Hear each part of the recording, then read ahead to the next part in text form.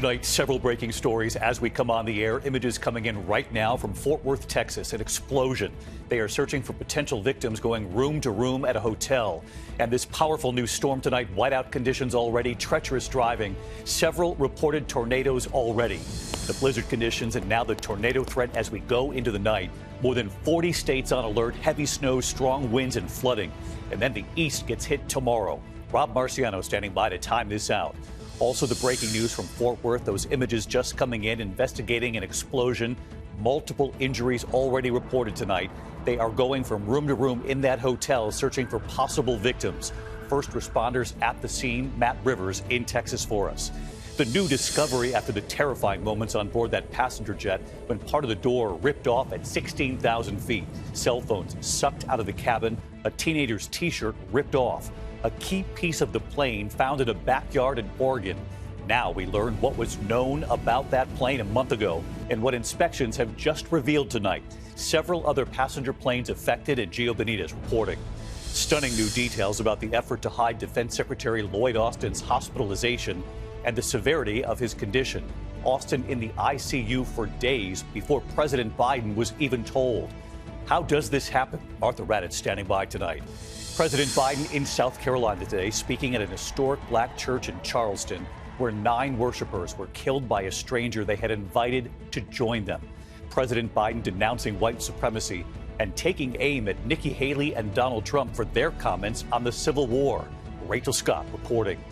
Tonight, the startling scene in that same courtroom where a judge was attacked, the suspect now in a spit mask and shackled, appearing before that same judge again, and what she said. It was supposed to be America's first lunar landing in 50 years, but what went wrong today, hours after takeoff? Outside New York City tonight, the crash and explosion, a tanker truck erupting, several cars involved. And America strong tonight. It was a pretty big New Year's wish for the dogs. And what's happened tonight? From ABC News World Headquarters in New York, this is World News Tonight with David Muir. Good evening, and it's great to start another week with all of you at home. We have images coming in now. This possible gas explosion in Fort Worth, Texas. Multiple victims. We'll go live to Texas in just a moment. But first, this major new storm sweeping across the country. 47 states on alert. Blizzard warnings, high wind alerts, reports of multiple tornadoes already. And, of course, the tornado warnings now going into the night. A very dangerous storm ahead. This hits the east tomorrow. New York City and several major cities now bracing. The images here already tonight, blizzard conditions in the Central Plains, severe weather from Houston right across the Gulf Coast. The tornado threat and dangerous conditions into the night. The storm heading up the East Coast tomorrow from the Mid-Atlantic right up into New York. New Jersey tonight already declaring a state of emergency. It comes as the Northeast is already digging out from the storm over the weekend. An SUV skidding toward a police cruiser. This is on a snowy road in Pelham, Massachusetts. Tonight, this new storm now, blizzard conditions. Look at this, the Texas Panhandle tonight. Warnings near Amarillo. Whiteout conditions in Kansas as well. I-70 shut down in both directions in part of that state. Let's get right to senior meteorologist Rob Marciano timing it all out for us. Hey, Rob. Hi, David. And this is one of 2 very powerful storms that are forecast for this week, with nearly every weather-related hazard in play, including the tornadoes you spoke of. We got that watch that's up. We've had one reported north of Houston. So Houston's in the watch to New Orleans, and east of that down I-10 till at least 9 o'clock tonight. The storms are developing now. The line gets to Baton Rouge right around midnight, then to Biloxi, then to Mobile, and then it expands during the day tomorrow across parts of northern Florida, Georgia, the Carolinas. Damaging winds, if not a tornado, significant flooding, as well as the low itself intensifies, wraps around that snow, and brings that moisture up into the northeast. It has a lot of snow cover. Look at the winds, 50, 60 miles per hour, dinner time, and then after midnight tomorrow night. That's going to be very intense. Rain on top of melting snow. Flood threat elevated from southern New England back through New Jersey and into parts of D.C. Regardless of whether or not you're in the flood zone, be prepared for the power to go out over the next 36 hours as the force of this storm comes through. David? Rob Marciano leading us off here on a Monday night. Rob, thank you. We're going to turn now to the breaking news from Texas at this hour. This explosion at a hotel in downtown Fort Worth. The windows blown out, debris spread across the streets. Reports of at least 11 people injured there, and they are searching at this hour, going from room to room inside that hotel. Authorities warning people to stay away from the area. ABC's Matt Rivers in Texas tonight. Tonight, emergency responders rushing to the scene of an explosion in downtown Fort Worth, Texas. A city official saying there was a gas leak. Pretty significant chunks of that building have been blown out into the street. Debris from the Sandman Hotel scattered, windows blown out, entire sections of the facade collapsing onto the street, firemen combing the site. At least 21 injured, some treated on the sidewalk. Remarkably, no one believed killed. Witnesses saying they originally thought the explosion was thunder. And all of a sudden we just heard this big boom, and not too long after we started hearing police sirens and fire truck sirens kind of blazing through. The landmark building, more than 100 years old, 20 stories high, one of the most historic in downtown Fort Worth, but opening less than a year ago as the Sandman Hotel. We were getting reports that it had started in the restaurant. We do know that there was some construction that was being done down at the restaurant, but we're not 100% sure that that's where it actually started at this point in time. And David, tonight fire officials say they're still working to make sure everybody got out of that building, and they say the preliminary investigation into this explosion is going to take some time. David? Matt Rivers in Texas for us. Matt, thank you. We turn next tonight to new details after that terrifying moment on board that Alaska Airlines flight that lost part of a door plug, a piece of the plane coming off at 16,000 feet. That missing part found in a backyard in Oregon. It was a science teacher's home where they found it. The terror on board, cell phones sucked out, the cockpit door flew open, the pilot's papers blown away, a teenager's T-shirt ripped off his body. The FAA has grounded certain Boeing 737 MAX 9 planes now, and tonight what they knew about this specific plane a month ago. ABC's Gio Benitez covers aviation. Tonight, new scrutiny at Boeing after this door plug, which is used to cover and seal optional emergency exits on an aircraft, detached 16,000 feet in the air, plunging the cabin into chaos and prompting the FAA to ground nearly 200 planes worldwide and launch a full-scale investigation. The scenes inside, on board the Alaska flight, terrifying. I woke up to the falling feeling of the plane. That door plug flying off shortly after takeoff, passengers describing a loud boom, oxygen masks deployed, items shooting out of the cabin, including phones and headrests. The hole shredding the seat right next to it. Incredibly, no one was sitting there. Even the cockpit door flying open. Passenger Elizabeth Lay saying a boy's shirt was ripped off and was sent flying out the side of the plane. The son's shirt was completely blown off and his body was extremely red. Did you declare an emergency or just need to return to? Yes, we are emergency. We are depressurized. We do need to return back to. With those planes now grounded, the FAA sending airlines instructions for mandatory inspection of their MAX 9 fleet.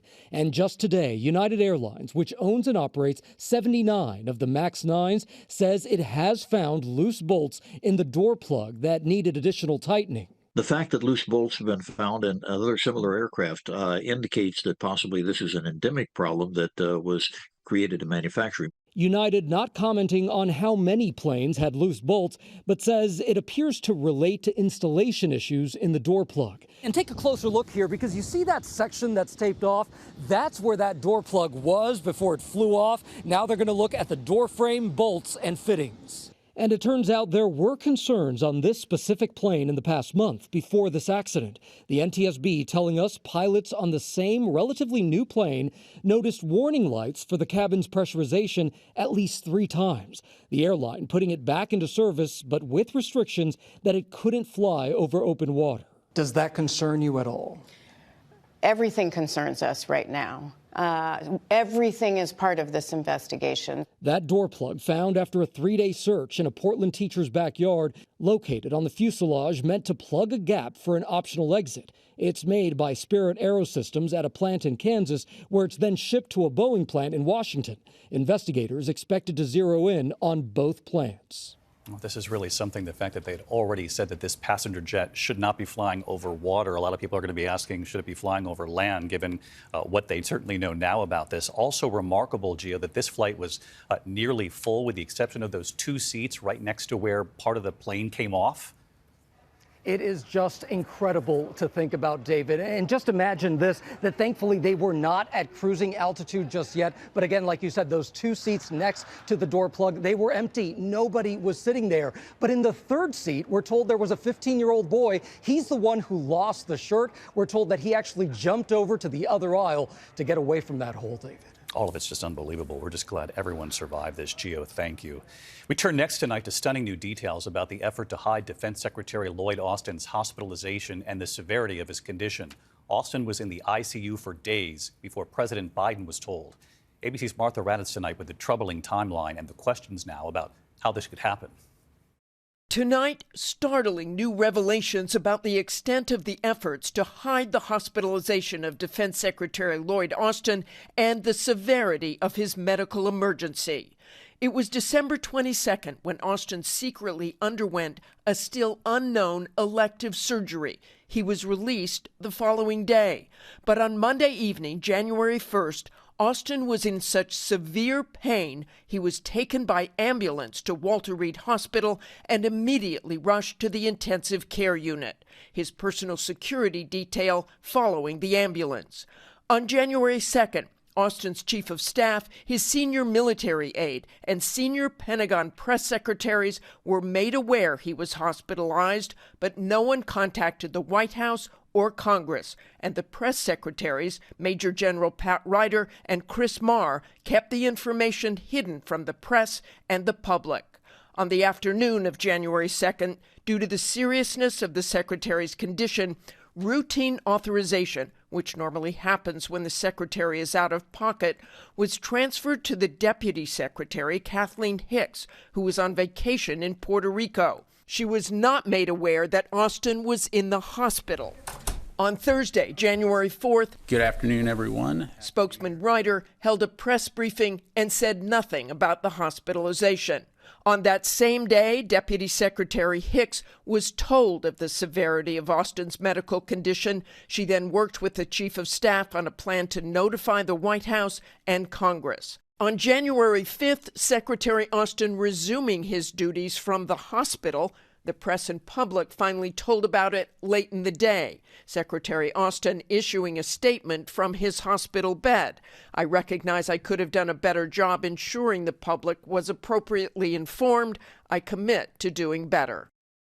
National Security spokesman John Kirby made clear that Austin will keep his job, but there's growing outrage, not just from the Hill about the efforts to hide this, but the Pentagon press corps as well.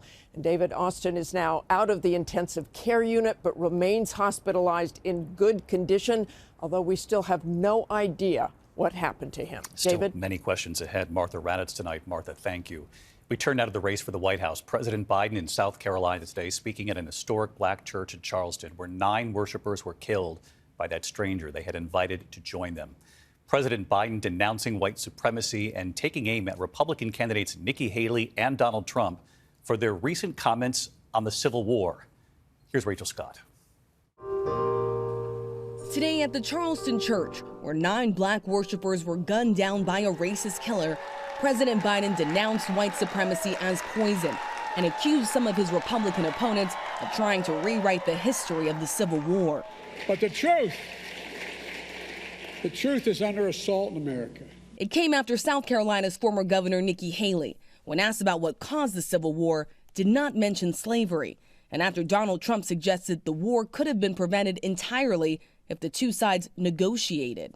See, there was something I think could have been negotiated, to be honest with you. I think you could have negotiated that. Abraham Lincoln, of course, if you negotiated it, you probably wouldn't even know who Abraham Lincoln was. He would have been president, but he would have been president. He wouldn't have been the Abraham Lincoln. Would have been different. Historians say that's not an accurate depiction of what Lincoln faced. And today, Biden was blunt. After the Civil War, the defeated Confederates couldn't accept the verdict of the war. They had lost. So they say they embraced what's known as the lost cause, a self-serving lie that the Civil War is not about slavery, but about states' rights. So let me be clear, for those who don't seem to know, slavery was the cause of the Civil War.